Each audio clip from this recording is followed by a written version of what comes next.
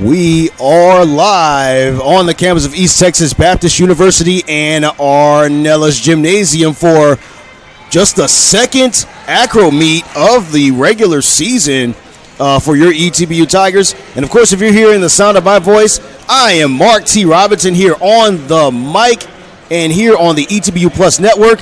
I have a special guest with me, a former acro and tumbling athlete out of Oregon, and it's not my main man, AJ Prince Daniels, on the mic. No, it is Lindsay Tarr is joining us here today, all the way from San Diego to Oregon to Tyler, and now you're here at ETBU. I'm here. Yes, ma'am. Thanks for joining us. So, how does it feel to be here, calling your first acro meet? So this is like a rookie experience for you. This is. Well, I'm so excited to be here today and give back to the sport that is given me so much. So, and this is a monumental year for acrobatics and tumbling, you know, now being a NCAA sport for D1, D2, and 3. So this is a big year. Yeah, it's a big year for sure. And speaking of a big year, the Tigers are off to a pretty great start. Through 7 meets, they are 4-3, as is UMHB, also sitting at 4-3. We're going to get right to looking at the first events here. As acro and tumbling goes, it is always going to be the compulsory event, which is the layout of all the basic skills each team is going to have. And in the acro event for UMHB, we currently have, let's see, we've got Jenna Hall, Claire Couples, Emily Catil, Lauren Truman, Casey Hedrick, Natalie Pozniak, Kylie Jones, Annie Bastella, and Michaelin Frey for UMHB. So with you being a former athlete, Lindsay, can you kind of tell us what exactly we're looking at here on the screen? What's the goal here? Yeah, so for this compulsory event, this specifically acro, we really are looking at the basic foundation of the skills that we see in most of the meet. We're looking at tight body lines, nice and strong bases. So right here you're going to see they're going to do a switch up lib, which is kind of that foundation of cheer that you're going to see.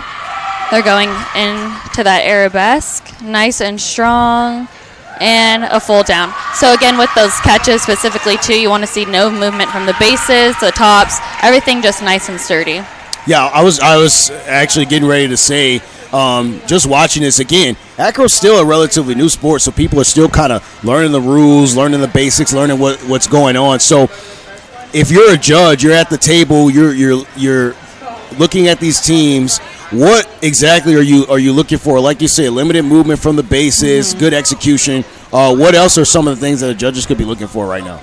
Body lines. So when the top is going into that handstand inverted position, you want to see a nice straight line, no curved back, no arched stomachs, pointed toes, feet together, just everything nice and clean. And I think it's kind of a fair game. Both teams are doing the same exact thing. So it's kind of just who does it the best, the cleanest, and that's kind of the sport of acro.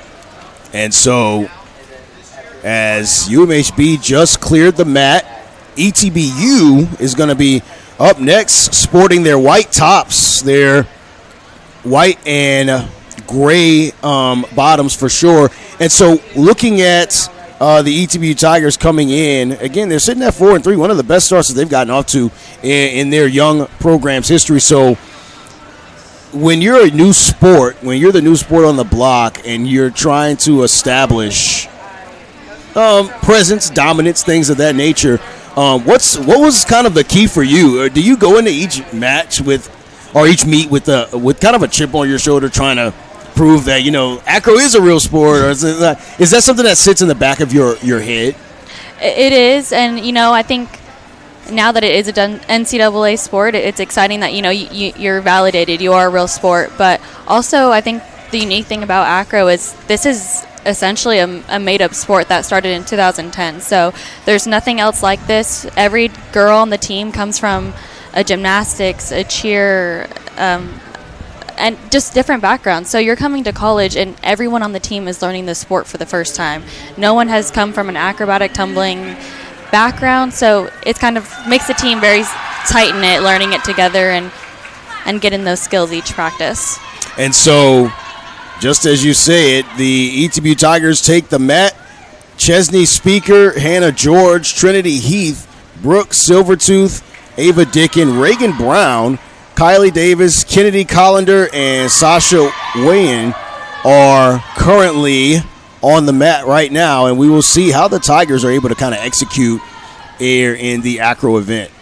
Yeah, so one thing about this compulsory event as well is when you have two groups like that, you want to make sure that they're both same timing, both tops look essentially the same.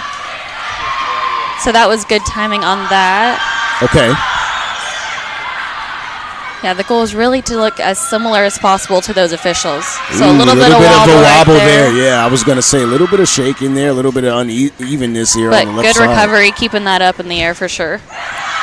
Yeah, so we'll see how that scores. But, yeah, now we kind of know all the more of the technical things to look for that judges are looking for, because I was going to say when we first started broadcasting these events and we first got this as a sport, I was like, as long as you land the flip, right? As long as you don't, break an ankle or break a leg or anything like that. That's a 10 right there, just landing the It's skill. a 10, yeah, exactly. And I often joke with, with my friends and with other people that are participating, watching this event, and just say, because they always ask me, when you're broadcasting acro, what do you say? Good flip? Good landing? It was like, yeah, pretty much. And just kind of stuff the airtime with, stories of things that may or may not be true from my own personal life. But we are right now just finishing up with the acro event. Next would be the pyramid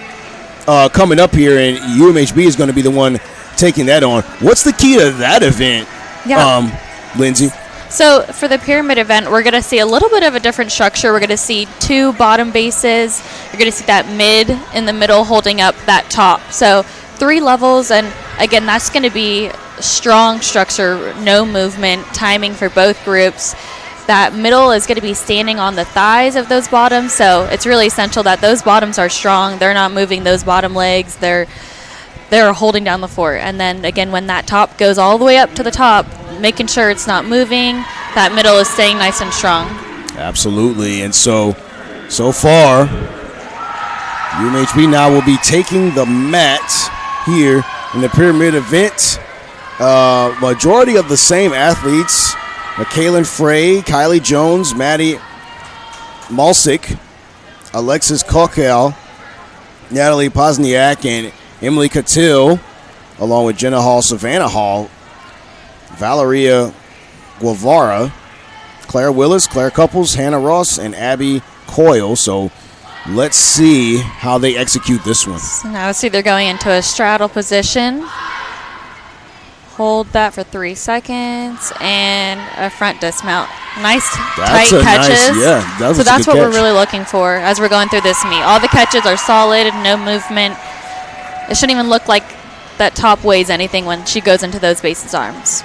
Absolutely. So a little side key is each skill in acro is essentially held for 3 seconds. So that straddle position, inversions, anything we're going to see today, it needs to be held for 3 seconds in order to be counted.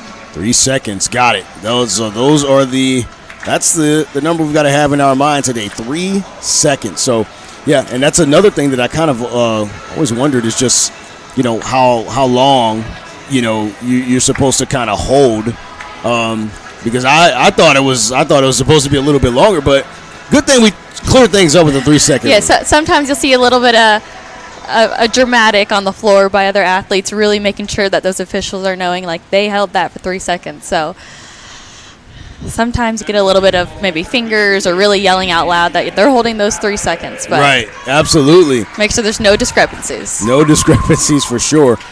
So now it is going to be your ETBU Tigers taking the mat. Kylie Davis, Maddie Lozano, Brooke Silvertooth, Kate Kozart, Emberlyn Dye, Kara Ryan, Sasha Wayan, Carly Spears, Chesney Speaker, Annalise Cawley, Trinity Heath, Audrey Locke, and Amaria Thompson. So those are the athletes on the mat right now. A little bit of shakiness from the right side. See how they land this execution here.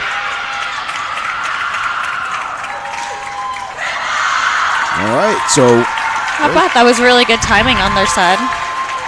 yeah, the timing, the timing was pretty solid for sure. And looking at the way that they were able to execute that, there was a little bit of shakiness from the right side, the right formation, but they were able to, I think, end well at least. If you're a judge, what are you looking at there from the last? Yeah, I do see a little bit of that structure instability. So, a lot of people, it looks maybe kind of easy, but I mean, anything, a little shift off center in the body weight causes a whole structure to move. So it's really crucial that every single person from the bottom to the glider, which is that person putting that top all the way on that pyramid, everyone is just on the same mindset, on the same counts. Everything is just timing, very important for acro. Very important for sure. And so far, as we kind of look at where we are, just finished the pyramid, and now we wait to see how the judges will score this one before moving on to the next event. But while we have you here, let's kind of talk a little bit about, your time at Oregon, because they seem to have written the acro and tumbling Bible, because every time I want to learn anything or anyone wants to learn anything about this sport, Oregon's always the reference. And so any ideas why that is, or what can you tell us about your time? So back in 2010, Felicia Mulkey, that's now the head coach at Baylor, she actually started the program out at Oregon. So we were really fortunate to have kind of one of the founding fathers, per se, of acro start that program and really lead of where the direction she wanted this sport to go and set that foundation for the school.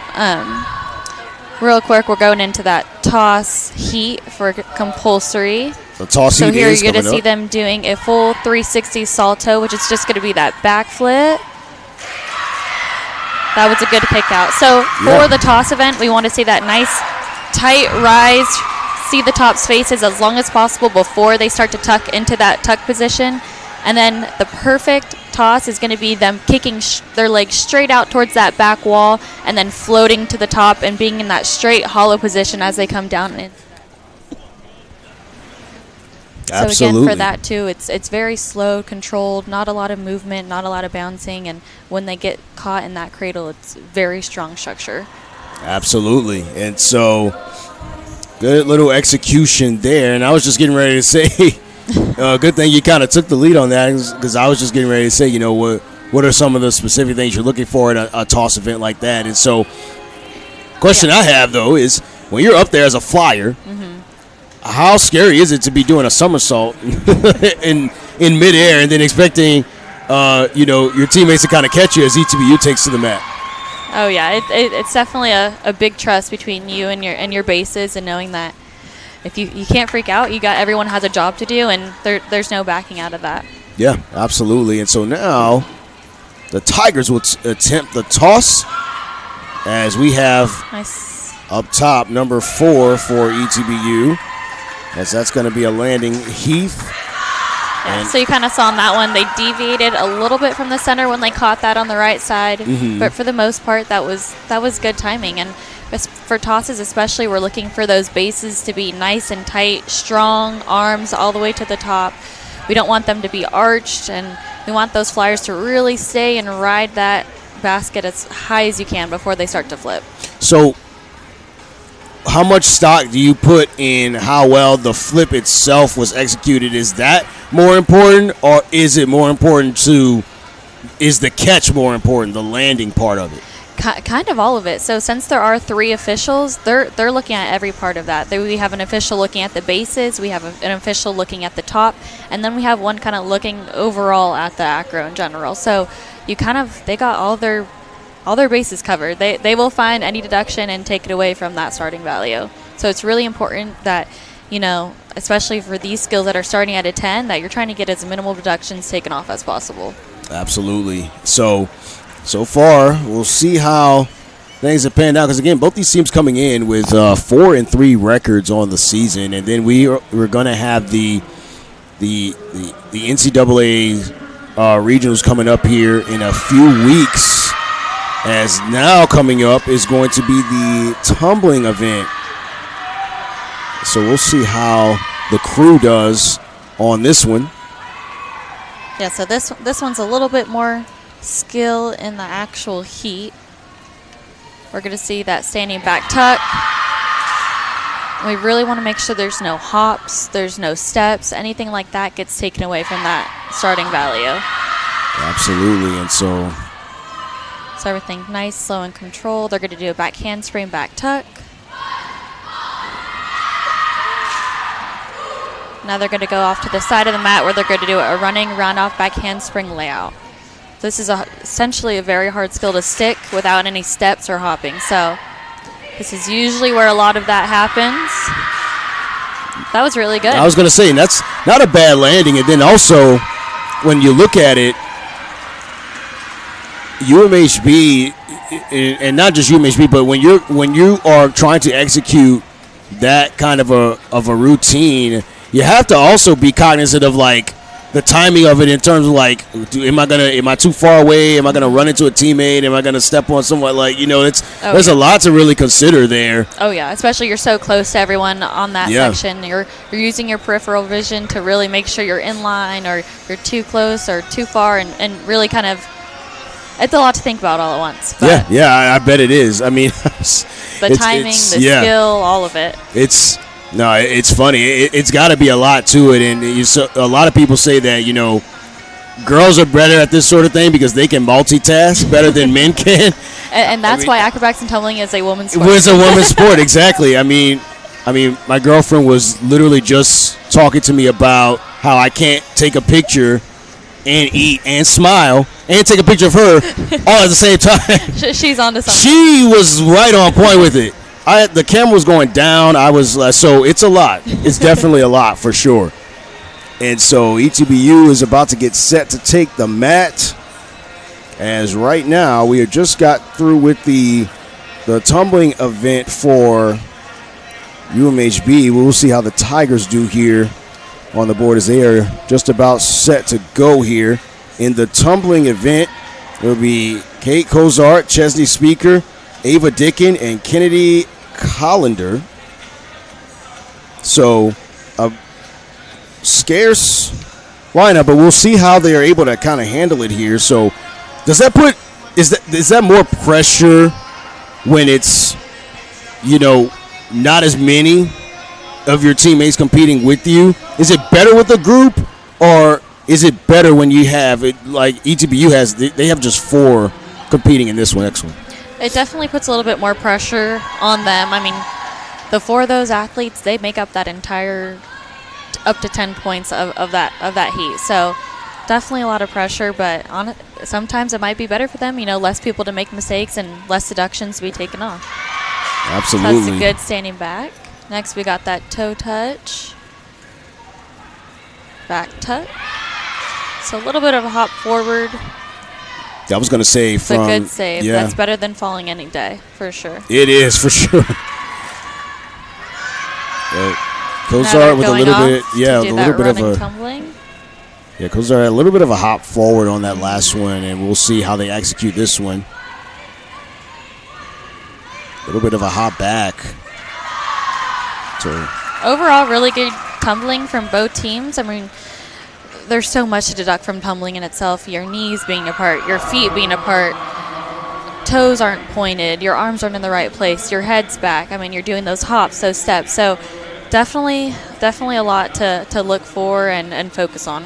But Absolutely. Overall, I mean, that was a really good compulsory event for both teams. Absolutely. And so we've just got done with the tumbling in this compulsory event. We will see what the scores are going to be going forward here. Once again, Mark T. Robinson here, in case you're just joining us on the ETBU Plus Network, here with Lindsay Tarr, former acrobatics and tumbling athlete out of Oregon.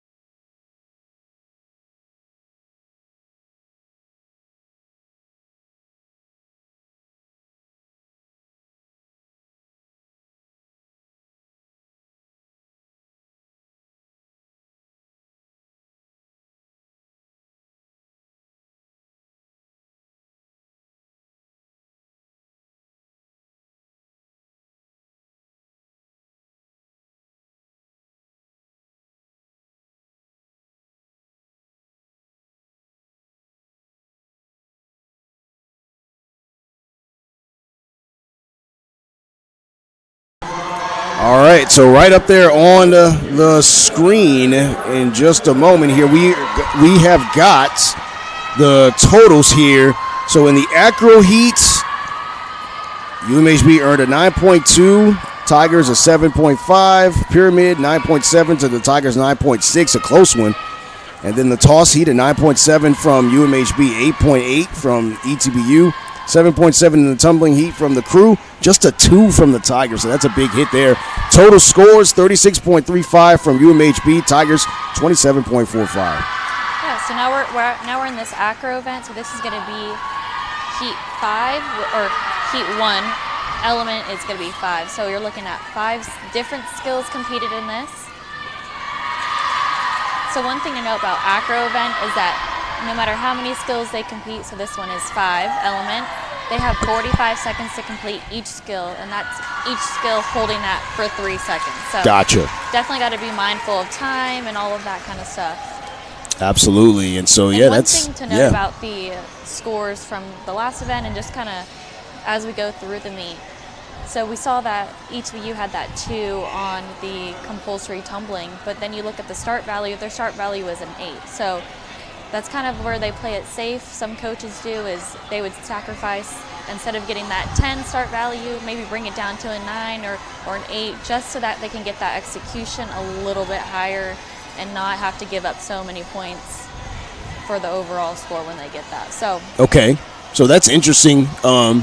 That's interesting because I always kind of wondered what kind of goes into the varying start values for each team. Sometimes it's a 10, sometimes we see it's an 8 and things like that. So can you talk to me about what's behind that? How that kind of, how the varying start values kind of come about? Yeah, so it's really kind of knowing your individual team and your athletes and what they're capable of doing. So you don't want to push them into a 10 start value of an acro 5 if it's not going to look the cleanest or it's going to risk falling. So just tailoring it that fits your team best and knowing what they're going to be able to compete the cleanest is always going to be the safest route. Absolutely. And so now we have here, it's number 26, Sasha Wayan, number 21, Kennedy Collender, Reagan Brown, and Ava Dickens. So we'll see how the Tigers respond here as we look at the overall. That assisted reverse toss hands with a layout off, which was very clean. So was the idea for her and on that last one to catch her and then put her on the mat, or is there points deducted if she lands on the mat herself? No, so that base in the back is kind of a bracer, so they're going to help her land, but essentially that top should be landing by herself, and that base is just there just kind of as extra support, but shouldn't really make her land or anything like that. Gotcha. All right. This is a pretty clean acro 5 from ETBU. We saw that inversion at that end. Okay. Yeah, so not a bad go at it for the Tigers, and we will see how UMHB responds now as we've got Heat 1 of the acro event in the books. Heat 2 is going to be coming right up. We're going to take a quick break. Once again, the ETBU Network, don't go anywhere. It's been more than anything could have asked for. I feel God calls people here who need to have a really intentional experience. The professors pour into you. You get immediate chances to grow. I've grown tremendously, so that it's not only just for ETBU, but after I leave here, something bigger. It's just a really unique experience. There's no place like here.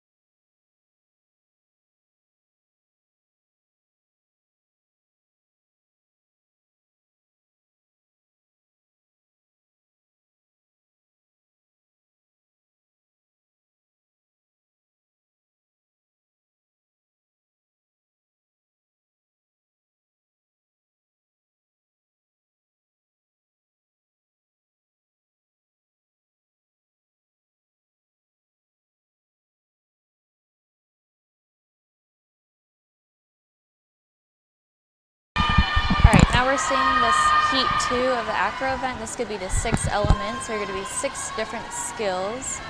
Okay. So that's going to be a walk-in. And that was nice and strong. Push to the top. So that one-to-one contact, that's very hard skill. Switch over to a lib. Transfer back. A little shaky on the base from number 20 of UMHB. You're looking at that full down to the ground. A little bit off center on that group to the right. Yeah, that's and that insisted inversion to a one-to-one contact base. And clean. Okay, That so was really strong heat for that team. strong One thing heat to for kinda sure. Take note too is the officials are looking at how many bases are on the bottom and the top. So for most of that heat, that was a one-to-one contact, and when it is a 2-to-1 contact, they kind of score it a little bit harder since you do have 2 bases holding up that one top. But when you do have that one-to-one, it's a little bit harder, and that base is holding that top up all by herself. So they do take that into consideration a little bit when they're scoring. okay.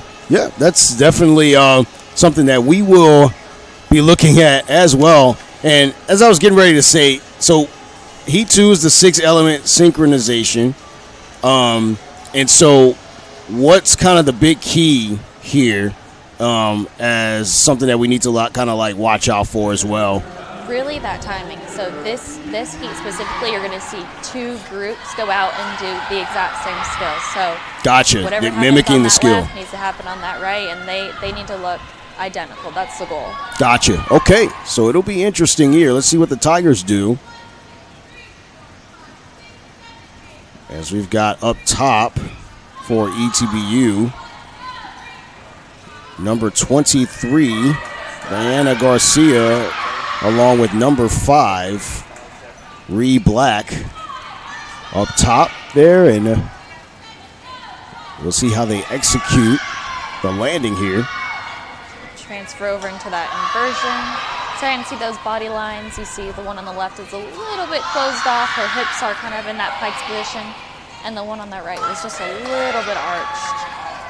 So Yeah. she just came down a little bit early on that timing. And that's something that's changed within the last few years of acro. So it never used to be a timed event. It used to be just one group out there, and so that timing was kind of added an extra level of difficulty. That is definitely something, an extra level of difficulty for sure for any team coming out there looking to compete.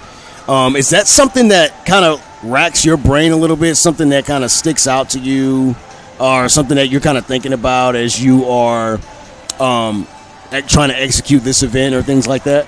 Oh yeah, because I mean, both groups could be execute to a 10 for that skill set, but if they're off timing, I mean that's something that the officials can take off from each group. So element 6 is definitely hard to score pretty high. As we saw, because I was just getting ready to ask, I mean, the early landing from ETBU, how much does that hurt in a synchronization type of an element? So it's very, very subjective and for scoring, but for the most part, every little thing can be docked as little as 0.01 to up to a full point. So we're kind of looking at a range coming down early. She's probably gonna get docked for not holding that skill for 3 seconds and timing, and then they can really stack on those penalties. So body position, the base is not being strong enough, so it can add up pretty fast. Yeah, so it's a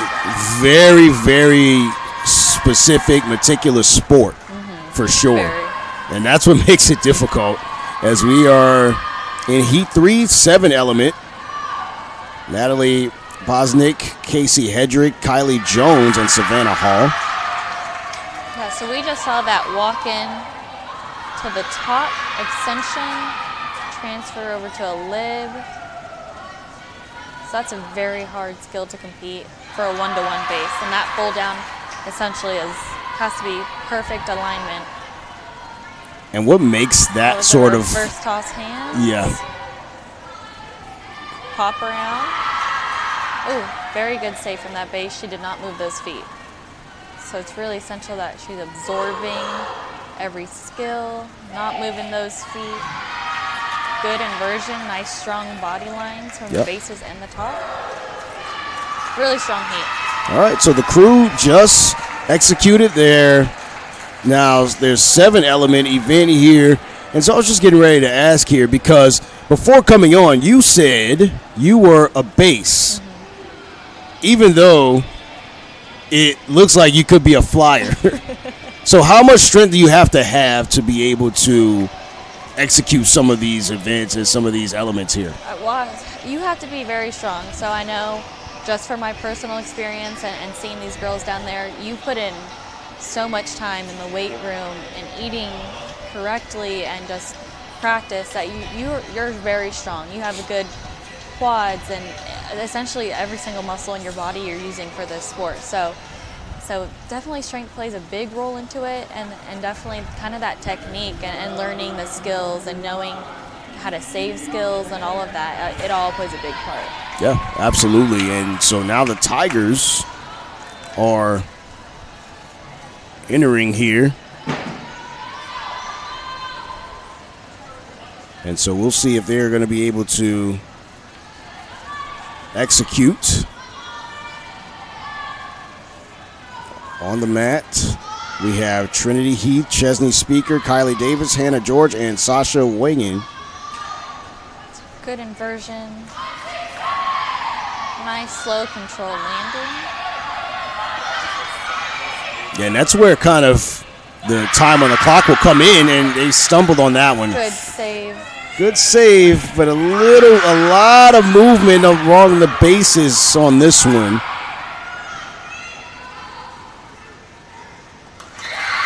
And there we go.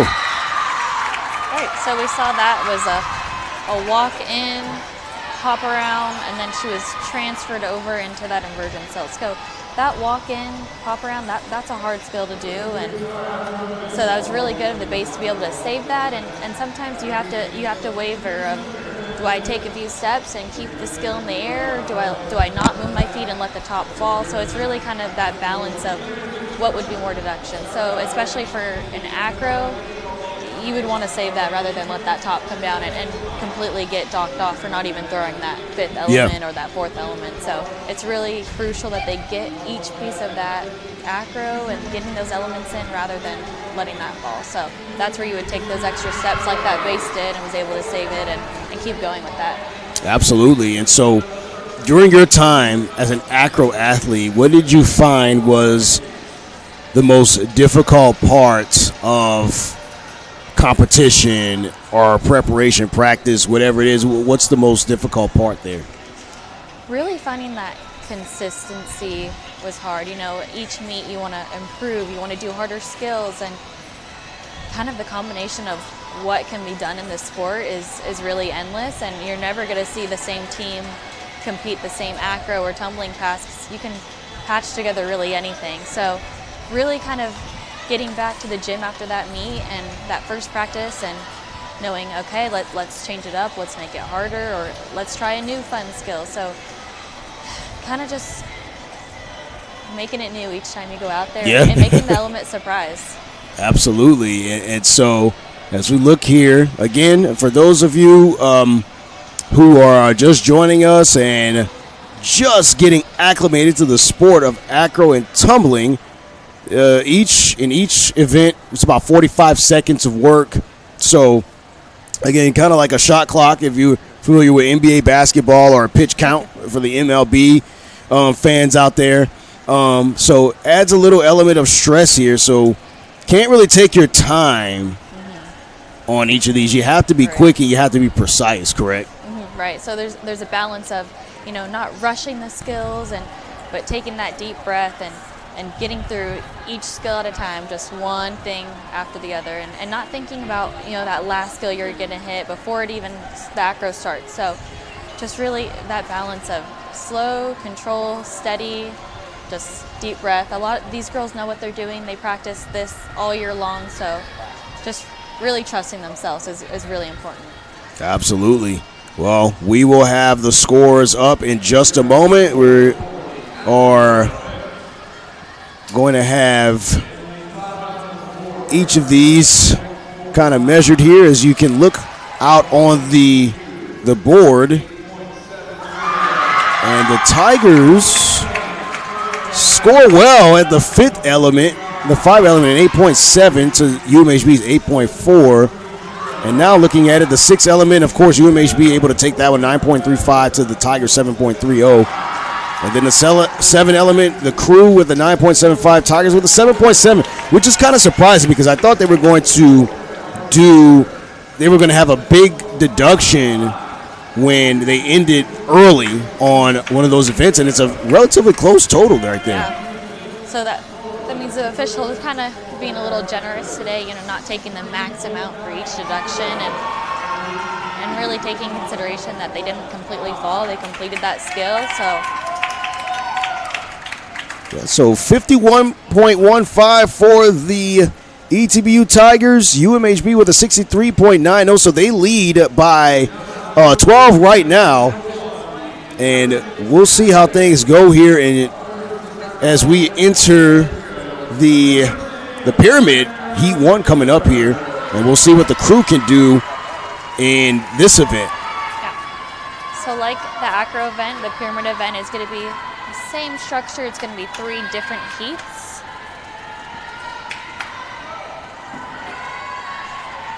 So we've got 3 different heats. This first pyramid is going to be the inversion pyramid.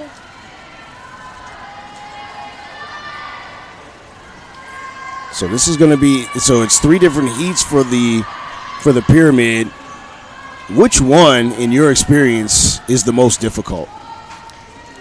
It really depends kind of what skill you are competing for each of that. So for that first heat of the pyramid event, each team has to have that inverted top. So you just saw she just did that handstand, and being on top of that bridge, coming from my experience being that bridge, that is not easy. So that girl on the bottom is holding the weight of 2 people on top of her. Wow. In a position that is already hard to be in.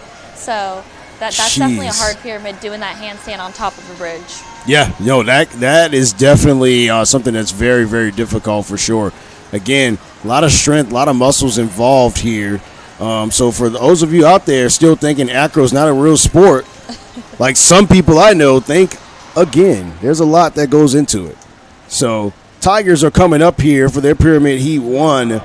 We've got Trinity Heat, Chesney Speaker, Sasha Weigh-in, Carly Spears, Hannah George, Amberlyn Dye, and Brooke Silvertooth, along with Kylie Pittman to round things out for heat number 1. We'll see how the Tigers do here as they approach the So mat. you can already see the setup is a little bit different than UMHB. They're going to be doing that thigh stand as a bottom with that mid loading in, nice and strong.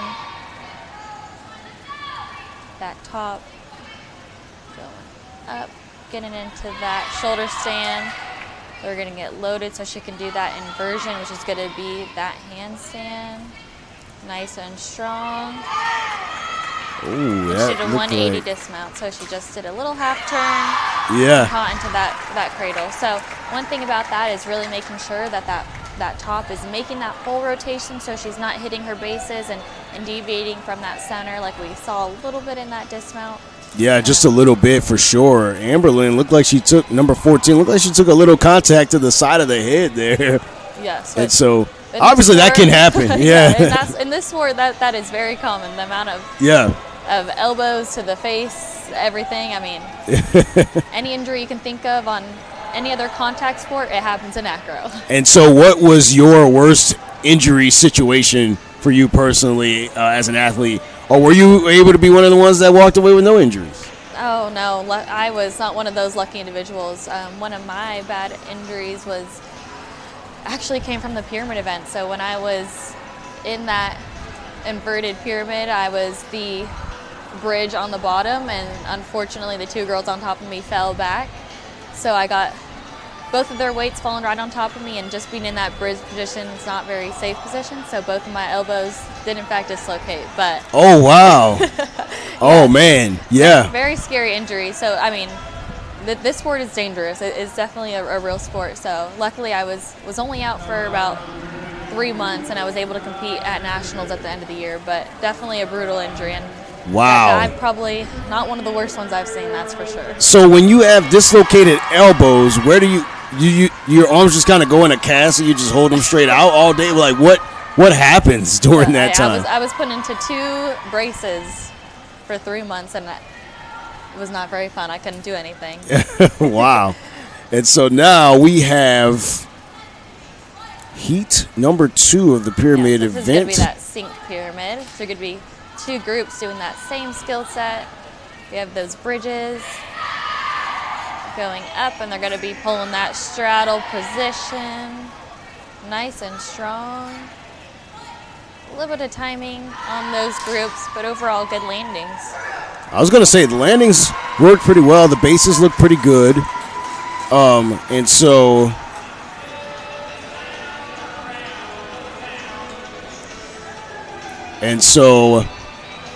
the crew, it's like, did a pretty solid job thus far. And so now we look at what the Tigers will do in response here.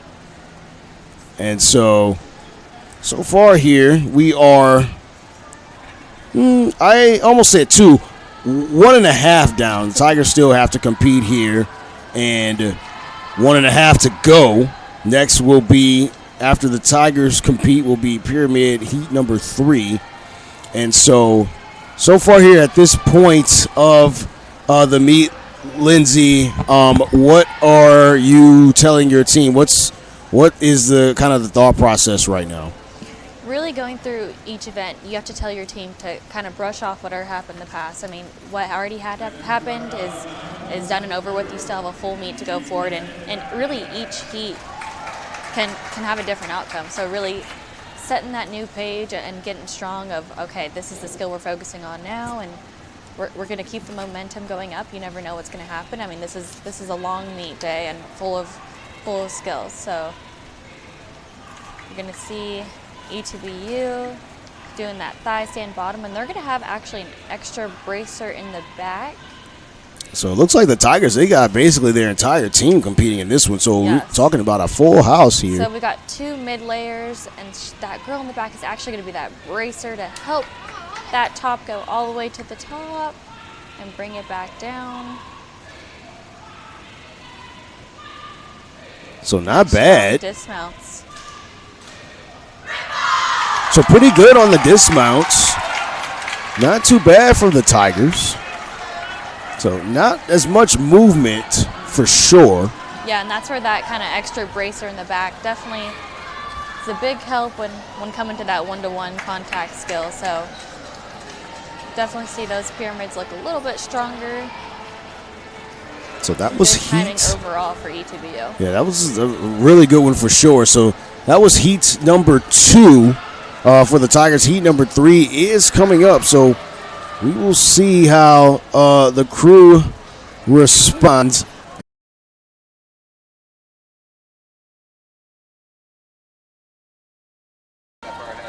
Now we're getting And we are right back here on the ETBU Plus Network. Sorry, Lindsay, kind of barged in on your parade there. Tell us what's happening here. No, this is going to be heat 3, so it's going to be that open pyramid. So there's no necessarily requirements. They can do whatever pyramid they choose to do. So it looks like they're going to that shoulder stand.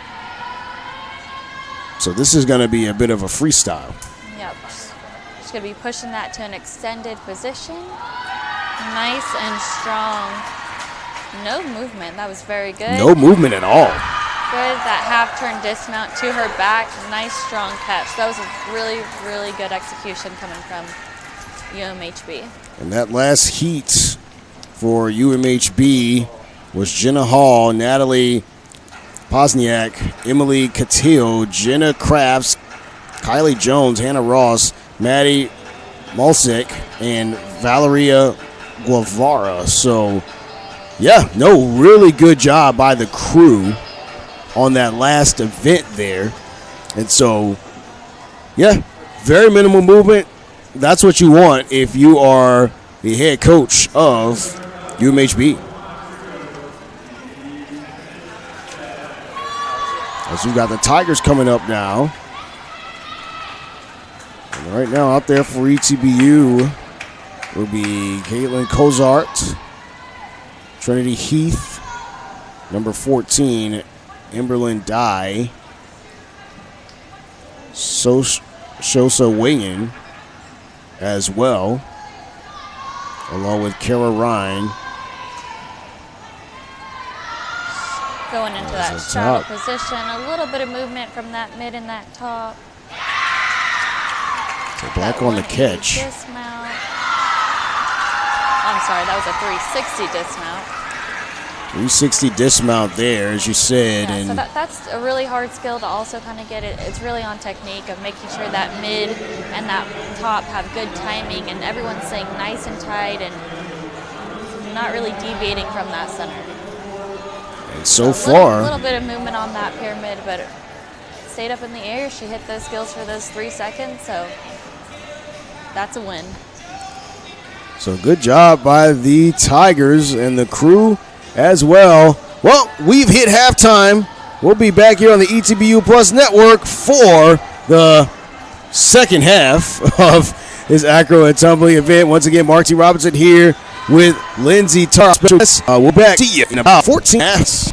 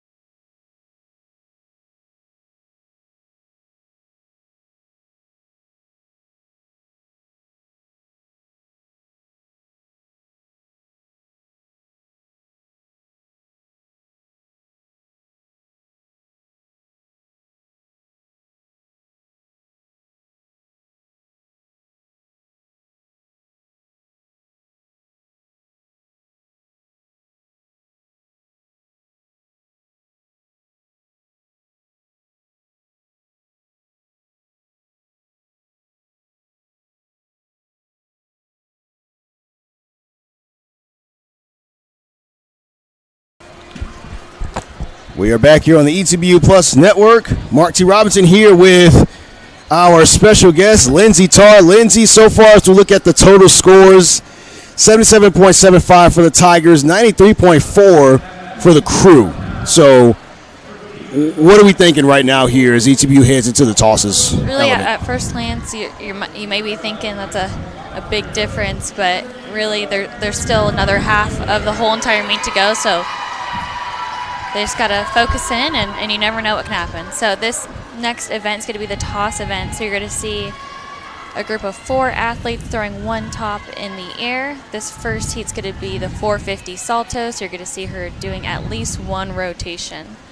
Nice, slow, and controlled. And she's doing that. That's not a bad catch. Little bit of bending of the knees on the bases, but not a bad catch overall. Yeah, so we saw that was a really strong catch. She was maybe just slightly back a little bit, so you saw that back spot had to go out a little bit to catch her, but overall that was a strong catch by the bases. Absolutely, and so the skill was executed very cleanly. She had those straight legs, pointed toes, and nice, clean, full kick.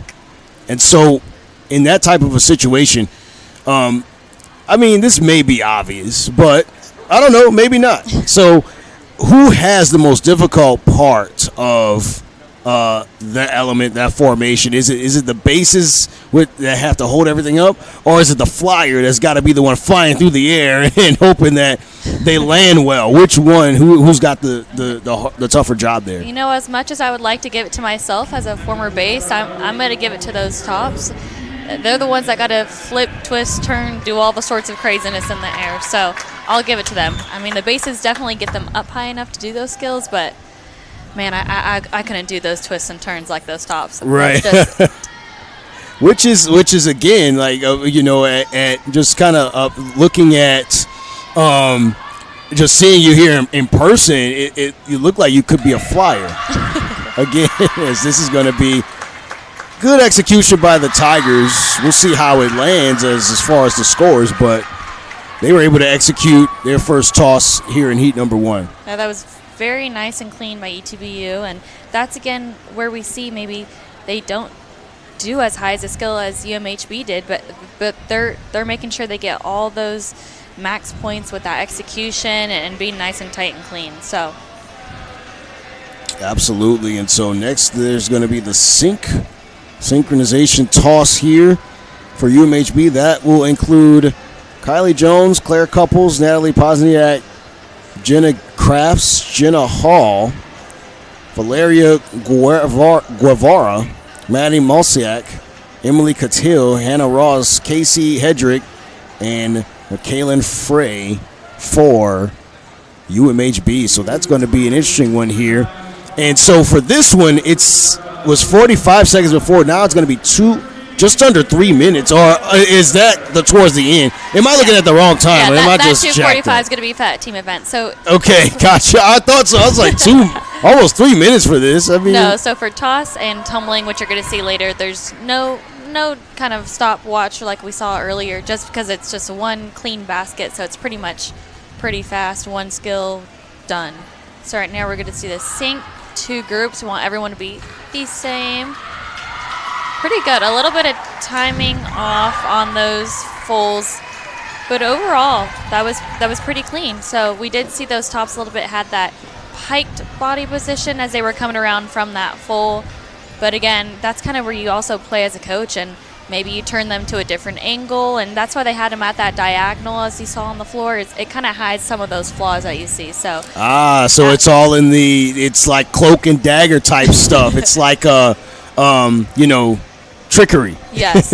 Yeah. So for example, if you had a really clean layout position toss and you knew the flyer was able to stay in that nice hollow the entire time, you could put it off to the side so you can see the officials have that pretty body line. So that's kind of where you play with those angles if you're facing the front, facing the diagonal, and really doing that. So that sync, you'll see a lot of teams do that diagonal, and that's just to make sure that you can see that both groups are on that synced position. So on top of the flyers and the bases all looking the same, you really want to make sure that both of those tosses are at the same height as well. Gotcha.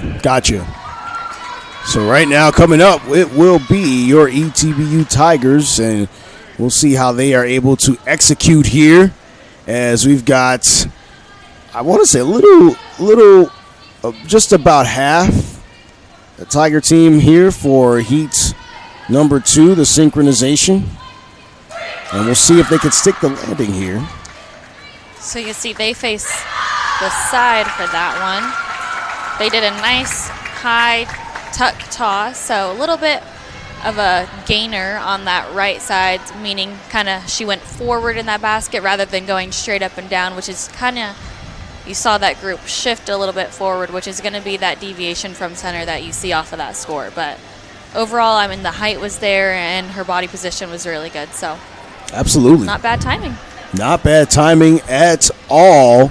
And so now, next we've got coming up here, it's heat number 3. But I want to go back to what you were saying about the positioning. How some teams, you say they set off at an angle. They set up at an angle. Some teams face the other side. It just kind of depends. So what you said that it helps to mask some of the, hide some of the flaws of the routine and things like that.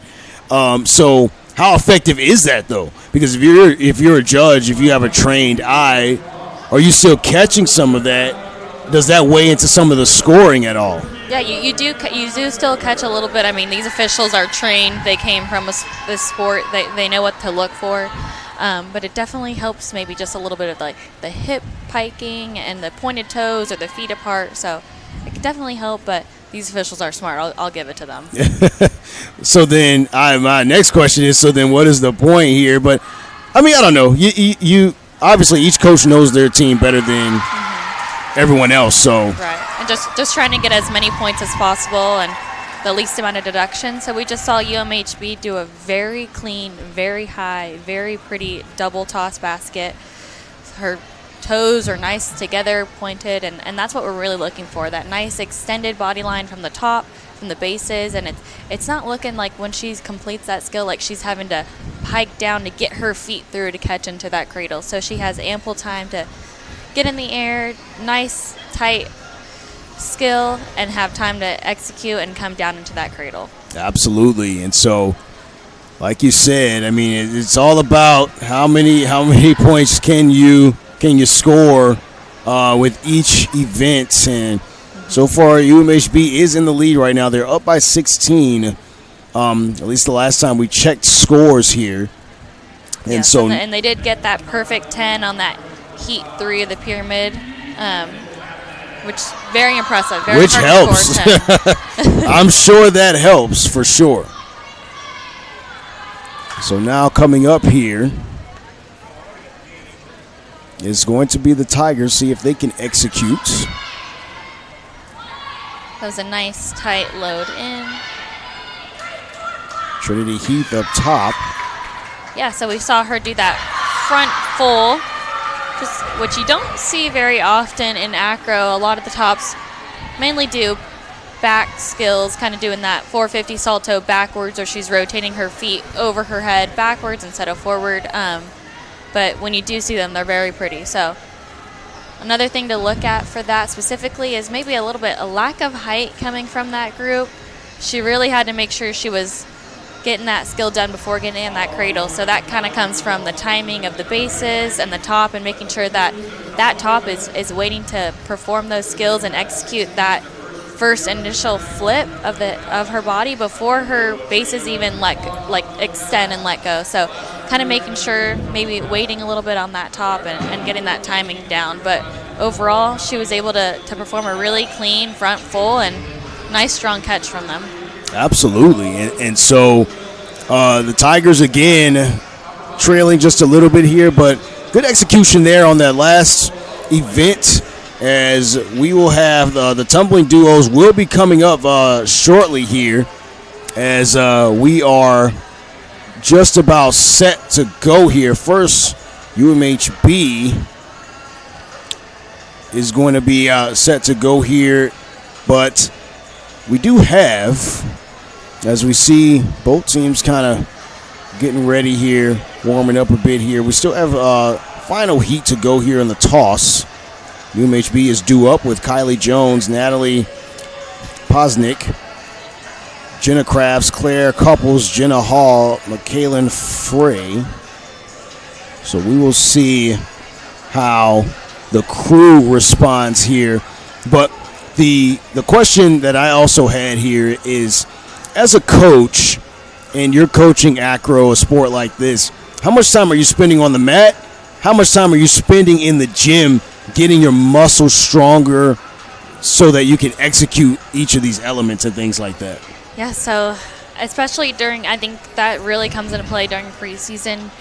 You're in the gym 3, 4, 5 times a week, really building that strong foundation before we even get into season. So, and that doesn't go away during the summer. I mean, you're training year round. So definitely as you get into season, it lessens up a little bit as you're actually performing the skills and making sure you're not getting that fatigue. But you're still looking at at least 3 days a week in the gym, really making sure those muscles are staying nice and strong. Absolutely. And so we've got scores being tallied up here. 9.35 for UMHB, 8.25 for the Tigers, 8.8 for UMHB in the synchronized, and then the Tigers are 7.5. 9.75 for the crew, and for the Tigers, it's an 8.6. So I was a little off. I don't know why I felt like there was another heat still left, but guess I'm getting my wires crossed a little bit here. 27.9 total for the crew. Tigers are right there at 24.35, so still a relatively close matchup here. And we still have, as we said, coming up here is going to be the tumbling duo, trio, quad, aerial type of events here coming up here as we've got the scores. 121 for UMHB, 102.1 for the Tigers. Yeah, so our tumbling heat is definitely the one that's going to have the most heat. So we have those 6 different events in that. Something very unique about acro is you can have a very strong tumbler and she doesn't touch any acros, or you can have a very strong base and she doesn't have to tumble. So we're all coming from different backgrounds. We have our own specialties, and you don't have to be an all-around good in every part to be on the team. This is true. This is absolutely true, as we've got here the tumbling duo for UMHB of Jenna Hall and Madison Lewis, and a little bit of a tumble to the right, a stagger to the right side a bit by Lewis. Yeah, so that just came out a little bit from that skill, so they did a round off 1.5 step out, round off double back handspring ending in a full. So that just coming out of that 1.5 in the beginning. She didn't quite finish that rotation, so put her a little bit deviation. She had to make up for a little bit of that lost momentum going into the next skill. So make sure she didn't finish that tumbling pass. She didn't balk. She was able to get all those skills in while also staying on that mat. So she was able to kind of watch for that end of that mat and still stay on. So really good points for that. And that takes experience, kind of knowing where the mat ends and being able to push through that pass on a dead mat. So a lot of people don't know is acro is performed on a dead mat. So there's no springs. There's no springs. That's true. Coming from their own power, which is very different from gymnastics and cheer, where we're tumbling on spring floor. That's very bouncy. So this they have to generate their own power. So the moment they have a little bit of mess up, they're coming out of that skill like she did, not rotating enough, it takes away your power. So she's really having to push hard and finish through. Absolutely. And it's actually something that, like you said, the average fan, the average audience member doesn't think about. That's coming up here for UMHB is going to be Kate Cozart and Kennedy Collender in the first tumbling duo set here. But yeah, I mean, it's a dead mat, like you said. You don't have the springs, you don't have that extra lift. It's all generated from your legs and from the skills of each of these athletes, making it even more difficult. As Cozart and Collender getting set to go here. And on the count, here we go. They enter the mat.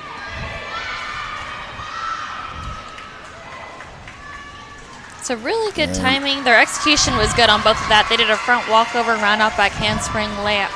Full, my bad, not a layout. Really good execution for that.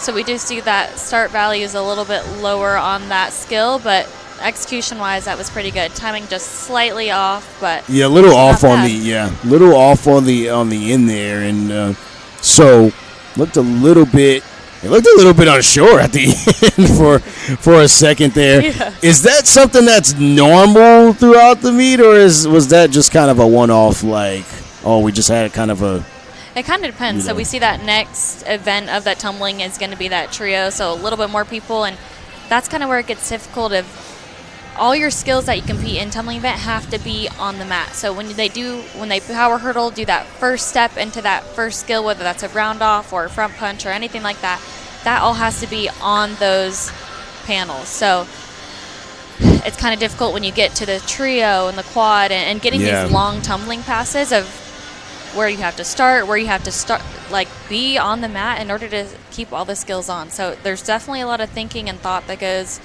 into kind of planning each event. As now coming up here, like you said, definitely a lot of planning here. As we have coming up here, Jenna Crafts, Alexis Cockle, and Shani Henkel about to execute the trio here, so we'll see how it goes with the crew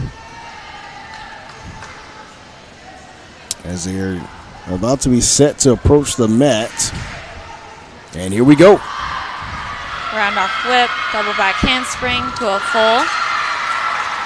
So one thing about this skill in particular, when you're seeing a whip, which is essentially a back handspring with no hands, and then into that salto skill, which is going to be that ending, whether that's a full, a double, or 1.5, you really want to see the difference in height. So that whip needs to be kind of more horizontal, like a back handspring, and then that last skill, you need to see that differential in height and really nice and high. So that's one thing that the officials are really looking at and making sure they can see the height difference in each skill. Absolutely. But overall, that was pretty good. And, the more girls you have on the mat, when it gets to quad, it's hard to time 4 girls. I bet. Yeah, time. I was gonna say. I mean, how exactly does that impact the timing? And the more skills you put into it. Yeah. I mean, one little misstep, one little punch gone wrong, you didn't set high enough, and it'll set the whole timing off. So then, is that something that judges are also taking into consideration at that point? The more athletes, is it more of does that make it even that much more in particular what you're looking for? Or does it make it kind of easier from the standpoint of like, okay, there's more athletes, a little bit more room for error, so we're going to kind of, not judge as harshly in this situation? And see, I think specifically for tumbling, that's not going to be that case that you see maybe in some other acros, just because the coaches know that these are 3 athletes. If it's not feasible to get their timing on, then they need to maybe do a little bit of an easier skill. So we just saw ETBU. They did a run-off handspring full. Timing was pretty good. Pretty good on the timing for sure, as that was for ETBU. Kate Cozart, Maddie Lozano, and Ava Dickin executing that one here. Yeah, tumbling is definitely one of those hard things to transfer in coming from a cheer or gymnastic background, just because of the technique of where you punch and how you're doing each skill on a spring mat is completely different when you get to college and you're going on that dead mat. So really relearning the technique and where each skill needs to be executed on that hard mat to get all your skills transferred over. So you'll see a lot of the schools at the beginning of the year when they're first starting that training, we're starting at the basics. We're learning a cartwheel, we're learning a round off, we're learning a back handspring. We're starting from the very beginning just to learn how to transfer our skills onto this dead mat. So just seeing these girls do these skills right now already has taken a lot of work. Absolutely. So now up is going to be Anna Karsagis, Claire Willis, Casey Hedrick, and Savannah Hall for UMHB for the quad. Not a bad landing there, as do a little bit of a dance at the end, trying to have a little bit of fun here. But overall, as we kind of look at the skills and like you talked about, everything that it kind of takes to compete as an acro athlete, one of the questions I had just for you personally, as you were an acro athlete, how much time did you spend learning backhand springs and flips and things like that? Or were you just kind of like, I'm going to be a base, so I'll just be a base? No, we start off the year of every single person, unless injury or something else prevents them, we are all doing it as a team. So we spend probably the first at least month learning these basic skills before we even get into it. So sometimes it can be a little bit annoying and repetitive of learning these same skills that you know most of us had since we were 3-4 years old, but it all comes into play and it pays out in the end in the season when you're making sure your technique is correct. You're doing preventatives for injury and you're making sure that we have the basics and foundation down before even starting these hard skills. So it really pays out in the end when you're getting into the season and meets when sometimes you don't have time to go back to the basics when you're in the middle of the season. So especially going back to back, traveling, it's expected you just know how to do it by then. So due up now for ETBU will be Reagan Brown, Chesney Speaker, Trinity Heath, and Ava Dickin. Back out there again. That was really good. So you saw them just do that round-off handspring layout with a stick, which is similar to what you saw in compulsory tumbling. They did that. Really good skill. Going from the side like that, something you have to take in consideration just because that layout, you need to make sure you have that tight, hollow body position, no piking down, which is what we saw a little bit from those girls, but those stick landings were very good. So that's something you declare as a coach before you even go into the meet. You declare whether those girls are going to stick that skill or if they're able to take one step back. So occasionally, for the most part, we don't want any steps, but depending on the skill, we can have one declared step that's not going to count towards the deduction. So that's what we saw there for that one. That was a stick. But overall, that was really good and clean. Absolutely. So we were looking at that, and the other question I had was we were talking about the backhand springs, round-offs, things like that. First of all, how long does it take to perfect something like that? And then number two, when is it too late to learn those types of skills? Because I've always told people that if I could just do 1 or 2 backflips in my life, I'll be set. I'll be set if I could just do at least one, we've got. It is never too late. So we got our first solo pass. That's going to be that aerial.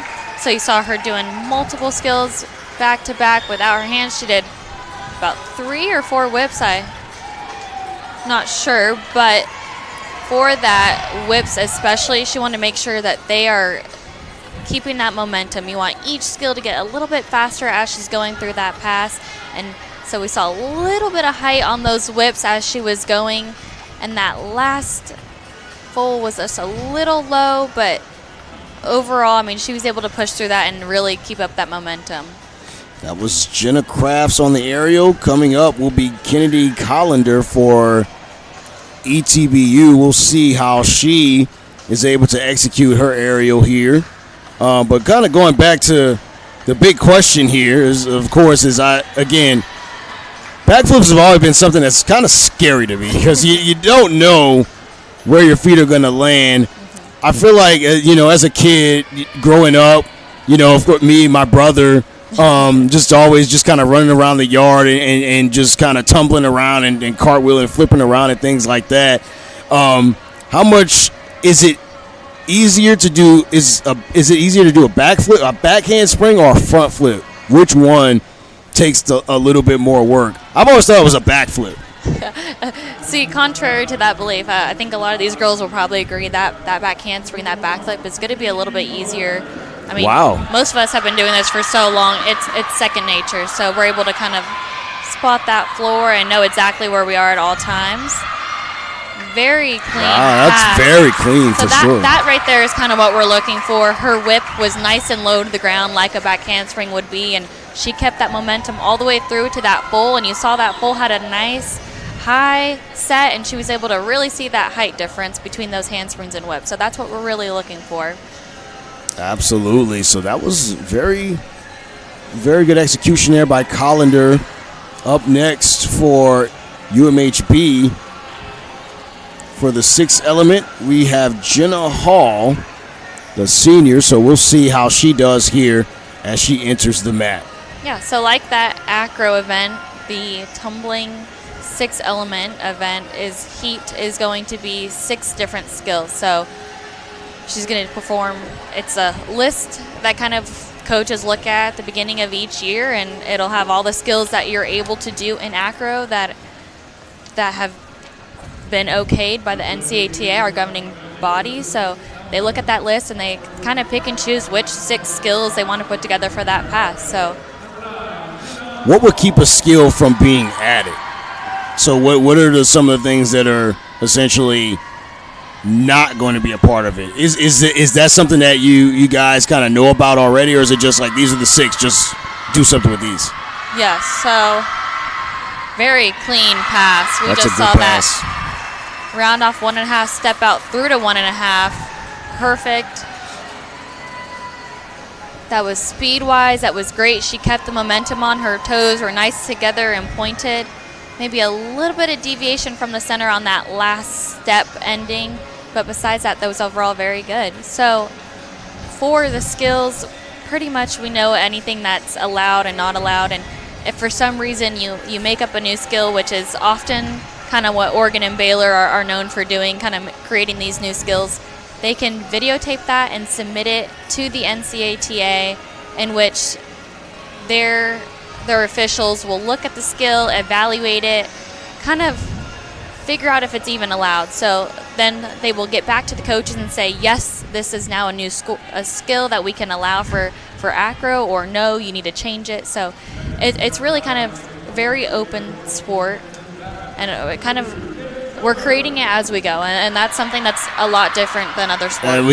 That's something we definitely have to get used to for sure. But here is Kate Cozart, and we'll see how she does here, starting with a front handspring. Very, very, very clean. So we saw that front walkover, round off 3 back handsprings to a full.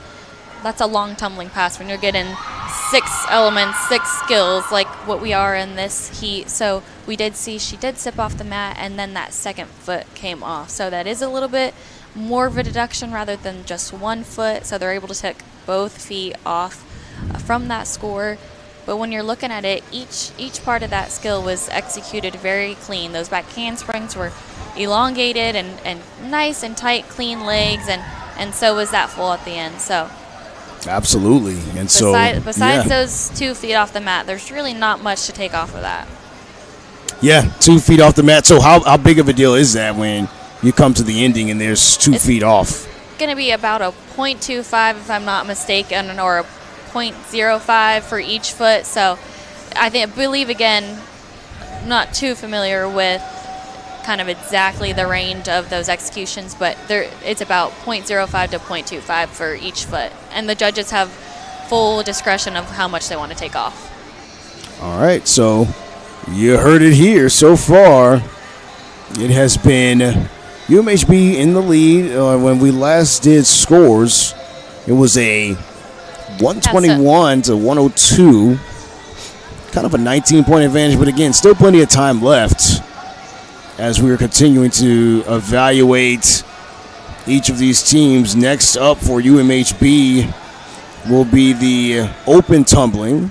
So which one out of these events would be the most difficult as far as the tumbling goes? Is it the trio? Is it the quad? Yeah, so skill-wise, it's probably going to be that open heat that we're seeing right now, just because there's no requirements, essentially. So they're able to throw as hard as a skill as they want.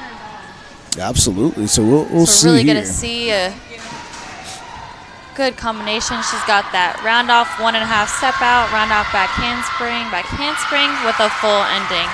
So very good. Great job by Madison Lewis very of the good. crew. Momentum-wise to that pass, it flowed very well. Didn't look like she stopped at all. Maybe that full at the end was a little bit piked down, and her step was a little off-center, but for the most part, that was very cleanly executed. Very cleanly executed for sure, and so we will see what the Tigers can respond with. As coming up will be Maddie Lozano, a senior, as she will be set to take the mat here. And And just kind of going back to what you were saying about competing on a dead mat, that's something that you really don't think about because again, it's you're thinking that you're getting a little bit of juice, a little bit of momentum from the mat, but that's not the case. No, for not sure. for this, and that's probably one of the main reasons why you will most likely never see acrobatics and tumbling as a professional sport. I mean, competing on a dead mat takes a toll on your body. So by the time the 4 years are up, or 5 years if you're doing your extra year, these girls, our bodies are really broken down, and they've had a lot going on. So I was gonna say I see a lot of knee braces, ankle braces. So there's definitely a lot for sure. As here comes Lozano here. She executes there on the open. That's a very, very clean round-off full coming from Madison. We got that nice, clean layout position for that full. No pike down. That was a good step at the end. So very clean. Very clean, absolutely. We will be right back here on the ETBU Plus Network. We'll see what some of these scores are in just the next section. So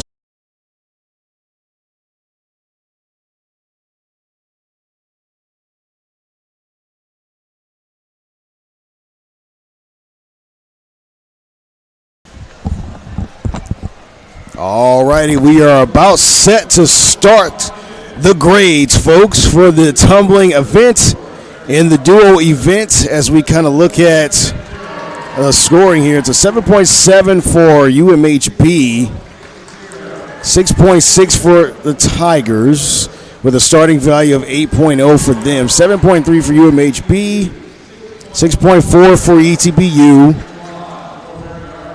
For the quad, 7.7 for the crew. The Tigers with a 5.4, so not a great scoring on that one. 8.95 for the aerial event for the crew. Tigers with a 7.975, basically an 8. And then 9.52 for the 6 element for the crew. Tigers with a 7.4. So not bad on that one. 9.15 for the final event in the tumbling for the crew. Tigers a 7.8. So still trailing UMHB as we look at the totals here. Trailing in by almost 9 in this tumbling event. And overall here, as we look at the team scores, UMHB with a 171.6.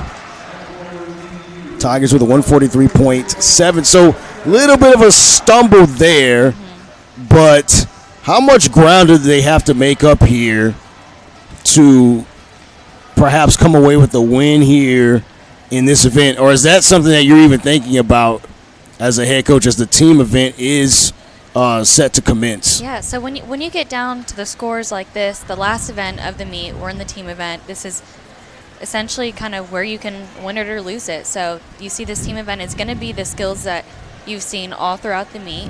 It's going to be the tosses, the tumbling, all of that, all the acros. So for this, really when it comes down to this big of a score difference between the teams, ETBU really, that coach, you're just going to go out there and tell your girls to just hit every single element. You don't know what the other team's going to do. You can't think about what they're going to do. You just have to go out there and hit what you know, what you have, and try not to lose those points. And that could really mean the difference. This does not mean that's a loss. That it does not over till it's over. So right now we're going to see this team event from UMHB. Yeah, so UMHB will start things off here. Pretty much their entire crew, no pun intended. So team events are out of a max points of 110. And theirs today is a starting value of 99.72. So we just saw some running tumbling of those round off fulls. You're going to see this acro right now with those extended. Good strength on the bases for sure. And good. So each team event is going to have those requirements of acros and tumbling. So they have to have a certain amount of numbers for each skill set. So we saw some standing tumbling in the back with that double back tuck. And now they're going to get into those tosses. And these are going to be the sink tosses. So we want all 3 of those to be the same. Nice clean pulls, tight catches. Got some more standing tumbling in the front with those clean pulls. Timing was on point for those. Great timing overall for all of these tumbling passes. I was going to say they look very much in sync for sure. And the thing that I noticed too, good strength on the bases, especially from number 20, Natalie Pozniak here there. And so now we're getting into running tumbling. So again, you're going to have synced passes, you're going to have solo passes. It's all part of those requirements. Absolutely. Now we're getting into that pyramid. So for pyramid, we want 3 of these 4 pyramids to be the same. So those 3 groups on the right are going to be going the same skills, and then you have the one off to the left that's doing her own. So we see they're going to be doing straddle pyramids on those bridges like we saw. Nice and strong hold. Good pyramid on the left. Timing a little bit off on those sinks, but they were up in the air. Yeah, I was going to say, overall still, I mean, good job of getting them up there. 2 more tosses, and for those tosses, they do not have to be the same because they already did their sink toss at the beginning, so they were able to compete 2 different skills. Got more sink tumbling. Great timing on all this running tumbling. Everyone was on their feet on the mat. I mean, that alone is really a big win when everyone's on their feet and no one goes off the mat. And now we got a little bit of the dance routine, the cheerleader type mode there. Yeah, that's a little bit of an element from cheer that comes into that team event. So they have to have 2 8 counts of a dance at least, the very minimum. And it doesn't have to be structured or any sort of craziness. It just needs to be 2 8 counts of some sort of movement, some sort of dance. So that's where you kind of see that cheer element in this team event for that 2 minutes and 45-second routine. And really showcasing kind of what you've seen in that whole meet. So really getting those skills locked in and all at once. Absolutely. And so Tigers are getting set to go here. A pretty clean event there from UMHB, although, I mean, we're not judges and we're sitting way up here. So we'll see exactly what the verdict is for UMHB here in just a couple of moments. But the Tigers getting set to go here, and they have in their lineup pretty much, I believe that they're going with their entire squad here. Yeah, so a team event is going to be a maximum of 24 girls out on the floor at all times. It can be a little bit less. You have to have at least 20, I want to say. They do have 20, the Tigers do. So you do have to have a minimum number out there just to be able to compete all these skills, but you're only allowed a max of 24. So, again, you think about it, this team event that they're doing, this is endurance. This is 2 minutes and 45 seconds of go, go, go. And not only that, but it's at the very end of the meet. So their bodies are fatigued. They have gone through this is true. 5 events. So they're on their last little home stretch. So this is really where, as a coach, you tell your team to put it all out on the mat. It's the last thing they have to do for the day, and then they can go get some recovery and relax. But this is where it comes down to, all the last team event. This is really make or break. And ETBU has a starting value of 91.46. I was getting ready to really say, good. Yeah, starting value. They're just a little bit of ways from 100 there. But so the total value you said is 100 out of 110. Yes. So how many teams have you competed against with a value that is over the hundreds? If I'm not mistaken, pretty much every team we've ever gone against is really tries to get over that, into those 3 digits. So really get into that 100 as close as you can to that 110. But it's hard. I mean, the skills you have to do and the amount of time, there's a lot going on. So I guess that's also another kind of cloak and dagger, as you said earlier. Yeah. We have 3 officials, but so much is going on in a lot of panels.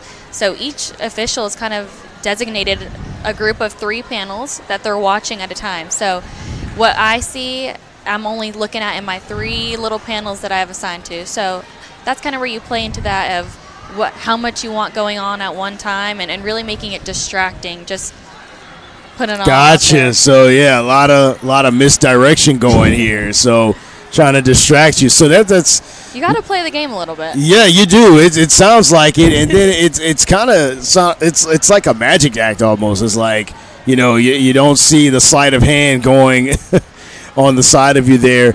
So we'll see how the Tigers do here. They've got pretty much their entire squad, 20, as you said, on the mat for ETBU as they're lined up and just about set to go here. And really, that's kind of a home court advantage for ETBU tonight, is they have their full team out there with them. They have their extra people really supporting them on the sidelines. So like UMHB, they're not allowed to travel. We're not allowed to travel with our entire team. So at least when I was at Oregon, we carried about 50 girls on the team, and only 50? Yes, and only 24, 28 are allowed to travel. So oh, wow. You're missing a whole group of your supporters when you go to an away meet. So wow. that really is a home court advantage when you're getting down to these home meets and having all of your people right there with you. And the Tigers will take to the mat. I didn't know you guys numbered 50. That's a solid team. That's a good size for a team. Except when you're competing for that top 24 spot, you're going against your roommate, your best friend. True. That is absolutely true. As the Tigers are starting off strong with some standing tumbling. Now we got to go right into a running tumbling pass. Sync was a little bit off in those, and body position just slightly off, but not bad. We're getting into some diagonal running tumbling. Good timing on that trio. Very clean. And you don't see that very often, of starting your tumbling pass at the front and going towards the back corner. But again, that's another play into hiding those little imperfections of those landings. So absolutely. And so here, not even a minute gone by here, but the Tigers have gotten into their pyramid now. Base is a little bit shaky, especially on the far upper right. Yeah, that was going to be their sync pyramid, and really want to make sure those flyers are getting that straddle at least to that level 90 degree. Yeah, and this is already, just watching them execute all this, this is already a lot for me to remember right now, just watching it. Yep, so we got some tumbling going on. We got our sync toss right there. Lot better on execution than during the toss event. We had a 1 touchdown right there on that back tuck. But she goes right back. She picks it up and lands that tumbling pass. So now we got our toss. Good timing on that. Great timing. Tuck. The one in the back was slightly off deviation for that catch. And I think Brown, I'm not sure if that's what she meant to do, but a little bit of a stumble there. That's definitely a safe way to kind of not touch or get hurt as you roll out of it. Just a safeguard that we kind of learn at a young age of when falling out of a tumbling pass. Gotcha. But again, that's right in the front. So officials definitely did not miss that touch. Okay, we got some of these acros. You can kind of see their body positions are all slightly off, little piked over arch. We want them to be stacked right on top of each other. So going from their toes of the top all the way through to the toes of the base, we want nice, strong, straight line. That was a good hold by Brown, even though, like you said, a little bit of a tumble on the backhand springs there. Got a good pike pyramid going on the back. A little bit of a deviation on that dismount. But overall, very strong routine. They kept all the acros in the air, which is very important. So we will see how the scores play out. And that's something to kind of take in consideration for, as a coach kind of plans this team event is, putting extra acros and extra tumbling than what is required. That way, if one does fall like we did see or something like that, they're still going to meet that minimum requirement and not lose points for that. Absolutely. And so, well, we are just about at the end, the finish line here. We'll have the final scores in just a moment. But before we do that, the Tigers are going to be celebrating a couple seniors here. It's going to be 4 seniors graduating for ETBU. They will be celebrated just around the corner. 30 seconds. We'll be right back in the Eagles Network. Don't go anywhere. I'm here for service and ready for battle. No need. We're your neighborhood go-to for easy, fast, and friendly car care. Tires, brakes, oil, and free services like flat repair, alignment check, and brake inspection. So no upselling, overpricing, or fake repairs. Nope. And I get all that free stuff. Yep. So you don't really need all this. Big brand tire and service. Big on fast. Big on friendly.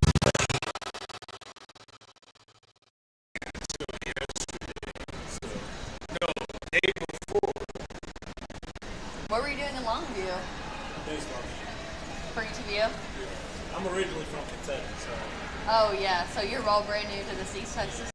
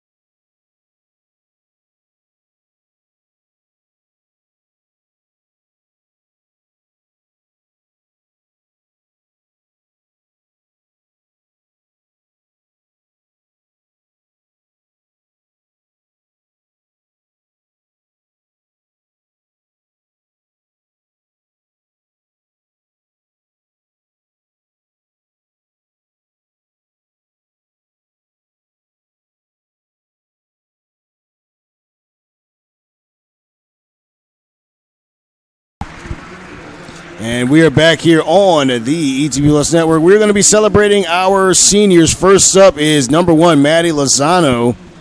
So Maddie is from Denton, Texas, and she'll be earning a bachelor's degree in science. She wants to teach first or second grade here in East Texas, earn her master's degree online through ETBU.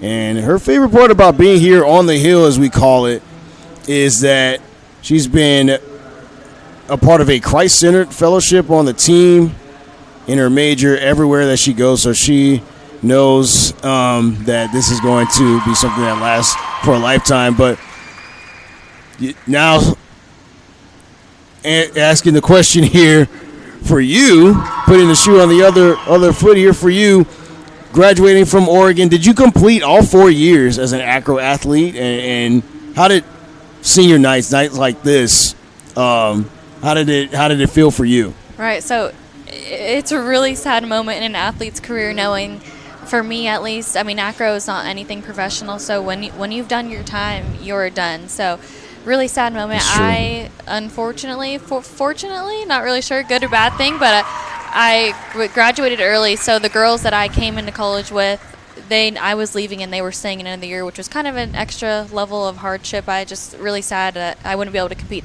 with them for that 4th year, but it was good. My good 3 years while it was there. So yeah, you probably saved a few broken bones, yes, sore joints, all the good stuff. Maybe sure. a little bit of arthritis as I get older, but maybe a little bit. But hey, it's worth it. It's all about the journey, not necessarily about the destination. It is worth it, and I wouldn't change a single thing. I mean, watching how far this sport has grown. Just from 2020, there was about 650 athletes, and now going down to 2026, we have over 1,300 athletes. So definitely really something to watch. Yeah, there's definitely a lot of growth involved with acro and tumbling, as previous senior, number 17, Brooke Silvertooth, and that was just number 18, Carly Spears. Brooke is out of Elm Grove, Texas, and will earn her degree in criminal justice. Carly Spears is out of Quitman, which is about an hour and some change from Marshall, as Sosha Wiggin will be going across the mat here, and she is out of Arlington, Texas, and she'll be earning her bachelor's degree in health science. So when you were at Oregon, what was one of the things that you majored in? So I did a double major in political science and in Spanish. So that's Okay. kind of where I was able to graduate in those 3 years. A lot of those classes came from high school, but that was mine, and I just didn't want to take on any more school. I was ready to kind of start that next chapter, even though it was very sad. I bet. I was gonna say, I mean, that's one of the reasons why I hadn't gone back to school yet, or haven't even thought about going back to school, because I was ready to get out into the working world just after my bachelor's. So, I mean, and I like the idea of not going into even more debt than than you've already accumulated there. But as we look at our seniors being celebrated here on the ETBU Plus Network, that was our acro and tumbling team. Maddie Lozano, Brooke Silvertooth, Carly Spears, Sosha Wiegand. Yeah, really a monumental moment for these girls. They deserve an extra round of applause. I mean, being not only getting their undergrad degree, but also being a student athlete at the same time is not something that every person can do, and it does take a lot of blood, sweat, tears, all of the above, to just get up each day and know that you cannot slack off. You have practice and school, and you can't back out of any of that. So this is true. This is one of those sports where you slack off. It can result in a broken bone, a sprained ankle, and it can definitely definitely pay the price if you're slacking off for sure. And you definitely can't slack off in the classroom either. I mean, we are closely watched by our coaches. We cannot let our grade point averages or classes, we can't fail anything. So we got to stay on top of every aspect of our life and make sure we're staying eligible and healthy and taking care of ourselves, really. And so that's where that recovery part comes into really big play. And when you don't have practice, or you get a little bonus day off once here and there, you really take advantage of that recovery and getting that sleep and all of that, just to do the life that we all signed up for. Absolutely. And so those are your seniors there, folks, graduating here. This is essentially their last dance here. And like you said, with acro, I mean, there's no pros for now. You never know in the future. That's true. Could be something. For how far this sport has grown in 6 years, who knows? 10 years down the road, it could be. You'll be watching it in the Olympics. Yeah, absolutely. It could definitely be an Olympic sport, as, I mean, they're starting to add more sports, I feel like, to the Olympics every couple of years or so. Yeah, so just from 1996, acro is only the 8th women's sport to be inducted into NCAA officially. So wow, we're making moves. So it's really a big deal that acro is now NCAA sanctioned, and can't wait for official NCAA championships to be spring of 2027. Yeah, absolutely. So we will see here as we've got the final scores coming right up. We will see how all this was scored here, as we've got first for UMHB 90.46 with a start value of 99.72. Tigers with a start value of 91.46. They finished with 75.7. So a little bit of a deficit there, about a 14.5-point deficit. As the total score 262-85, and the Tigers 219-535. So coming up short here against UMHB. They dropped to 4-4 on the season. UMHB improves to 5-3. And again, we've got the regionals that will be here in April. Hopefully, we'll see you here. Yes, so that's where you're broadcasting. So you're really seeing those girls cheer down there because, unfortunately, they didn't win the meet today, but their scores, their team score, their team event total has all been the highest it's been all season. So that's really something to celebrate on their own as an individual team. And now they get to spend the next 2 weeks training and tuning up some of their skills and get ready for that championship. Absolutely. Well, once again, we were joined by our special guest, Lindsay Tarr. She decided to join us here, helping us call this acro and tumbling meet. Your Tigers taking on the UMHB crew. That'll conclude matters for us here tonight. Mark T. Robinson here on the mic. I'm here every day, so you always are going to hear from my voice. Hopefully, Lindsay will get you back here for the Nationals here that will be hosted at ETBU here on Arnella's Gymnasium. Well, it was good to be here, and can't wait to be back. Absolutely. Once again, you can keep up to date with all things ETBU Tigers related here at goetbtigers.com and visit us on the ETBU Plus network. Mark T. Robinson, Lindsay Tarr, good night. Thank you once again for supporting ETBU Athletics.